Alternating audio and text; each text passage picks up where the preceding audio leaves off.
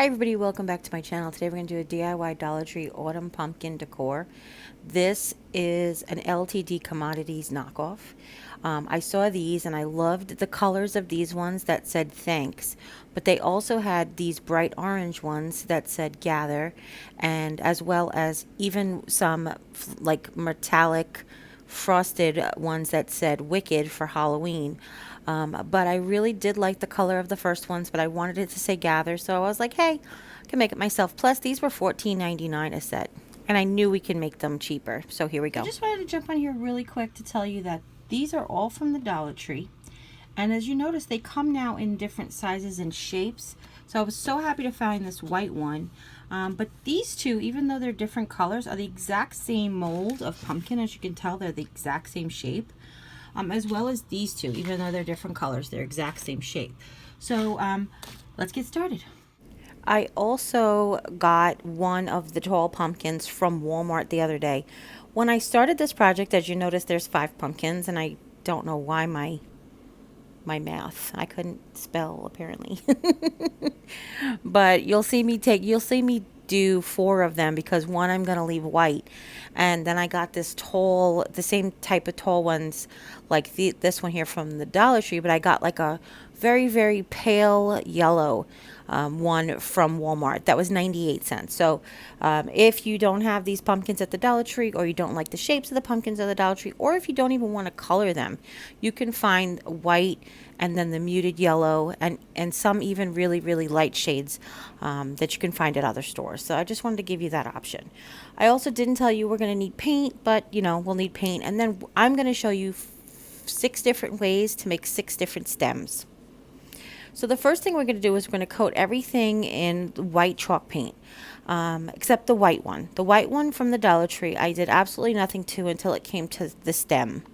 So that's why you're only going to see me do 4. And the pale yellow one from from Walmart as well, I just left that pale yellow. It went with the pastel colors of these themes of this little design. So all I'm going to do to those ones is do one of the different stem techniques, and I'll show you that in a minute. So basically everything's going to get just 1 coat of chalk paint. I only did 1 coat just to cover the base colors. They were bright base colors, and I used skewers, or you could use pencils, popsicle sticks, anything you want, just to stand them up. The reason I like to do that is because otherwise you have to paint them in sections, because you can't really paint the bottom and then put them down on the bottom, and you know, kind of thing. So what I'm doing here is I've taken a little bit of like a midnight blue and a little bit of the Spanish moss chalk paint, and I'm mixing them together to create my own teal. I'm not really a huge teal fan, but I did like that particular color for these pumpkins. I wanted to make mine a little bit more towards the green side. So as you can see, it's just got a tinge of blue in it, but to me it's really more like towards the green side. But that's what I like about custom painting or custom making your own paint colors, because you can make it the color exactly like you want. But this was really simple. I just took some white chalk paint, added the combination to it. I actually had an old jar left over that I had watered down the paint in, and then I just added the green and blue to it to create a really light tinted base color. And then what I did was I mixed the 2 colors together in solid form, basically just like without mixing white into it. And while the paint was wet on the pumpkin, I took the dark color and I went in the cracks in the seams. We kind of did this last year when we did some painted pumpkins from last year. So this is sort of the similar technique. I just wanted to show you that you can do it with colors as well, not just gray and white. But you want to do it while your base coat is wet. This way you get nice, even blending. That's my tips and tricks. Paint your base coat, then go ahead in and darken in your cracks with the solid colors that you're using, and this way you can blend them out, and this way you can get that nice effect that's really popular now. Okay, now we're going to do the same thing. We're going to make a really pale orange. I know it's like peach colored, but we're just going to take a tiny, like I took bunch of white paint, just added 2 drops at a time of orange, mixed it up till I got that really, really pale shade that I wanted. These paint colors actually, not the green one so much, but they almost all look white until they dry, until you have them next to each other. And that's what I really, really liked about this. And I'm doing the same thing. This is straight orange from the bottle. This is from Apple Barrel, 50 cent paint from Walmart. And then I'm just going ahead and fill in all the cracks. These particular short and squatty pumpkins from the Dollar Tree have a lot of cracks. So what I did was I went in and I did the same technique, but then I took my big flat brush, I added some more of the really pale color to it, and holding the brush flat, I basically went back over the highlights basically. So we're creating dark shadows, and then I went ahead and hit the highlights of the pumpkins. Okay? And then where they were all dry, I made sure they each had a stem. And what I noticed is the stems don't want to really lay perfectly flat, and that kind of bothered me. So I went ahead and I took my X-Acto knife. You could skip this step, especially if you're going to cover the stems with stuff, but I'll just show you this in case. I just took my little box cutter and I went around and took off like that little nub that was on each one of the pumpkins. Now for this first stem, we're just going to cover it in jute, but we're going to do it in a special way. You could just twist the jute around, but what I've done is I've taken strips of jute a little bit longer than the stem, because if you remember, the inspiration piece had really long twisty stems on all their pumpkins, and I really liked that. So I wanted to emulate that the best we could. So what I'm doing is just taking a little dot of glue at a time and basically laying the jute down in the same direction that the stem is going. Now the jute does have a natural curl, and I tried to work with that natural curl. Basically, if it was curling in the shape of a C, I lined up all the C's together, almost like they were spooning each other.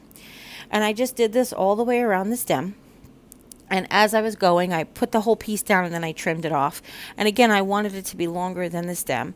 And they don't all have to be even, because one of the things that uneven strings will do is create a narrowing at the tip of the stem, which is nice.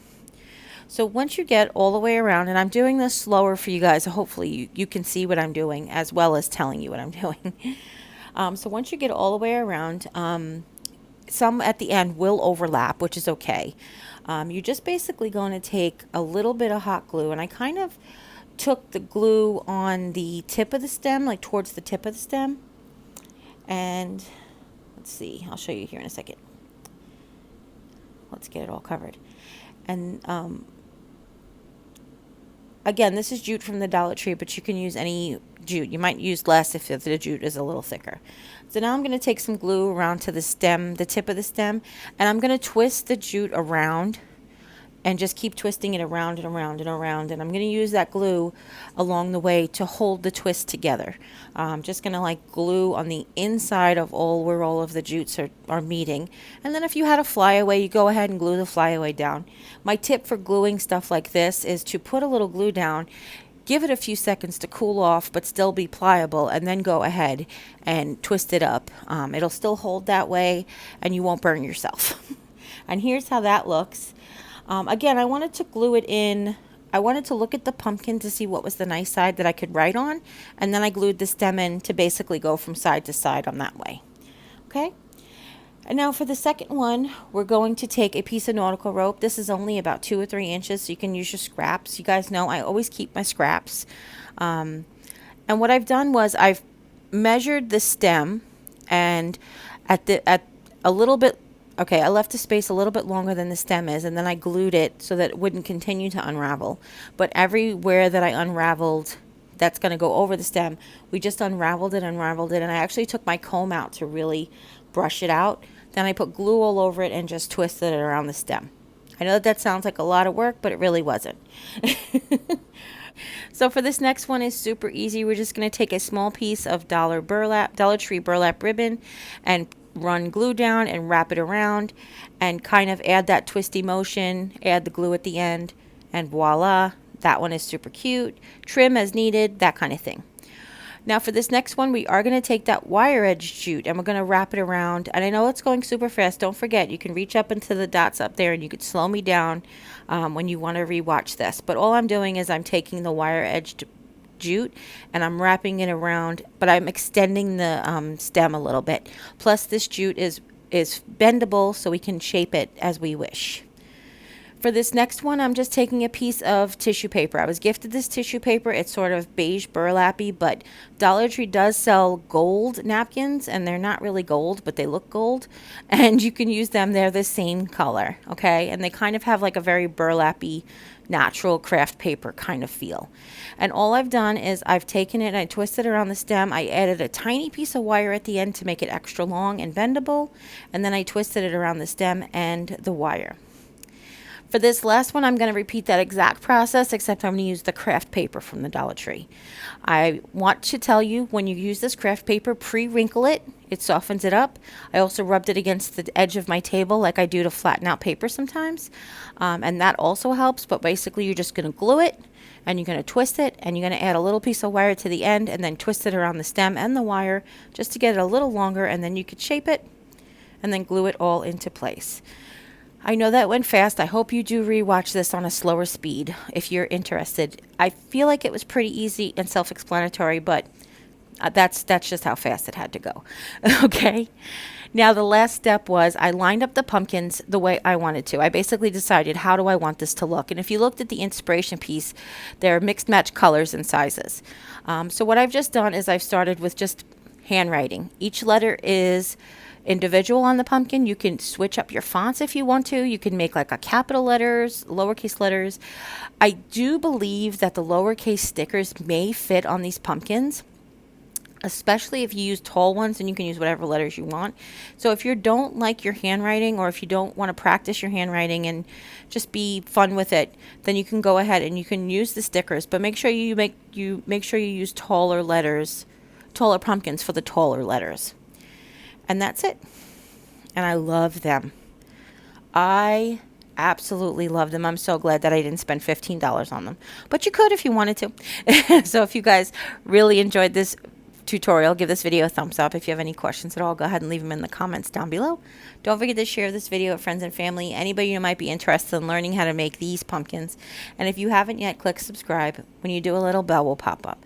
When you ring that bell, YouTube will let you know whenever I upload a new video. And don't forget to share with me on social media. I love seeing your guys' projects when they're done.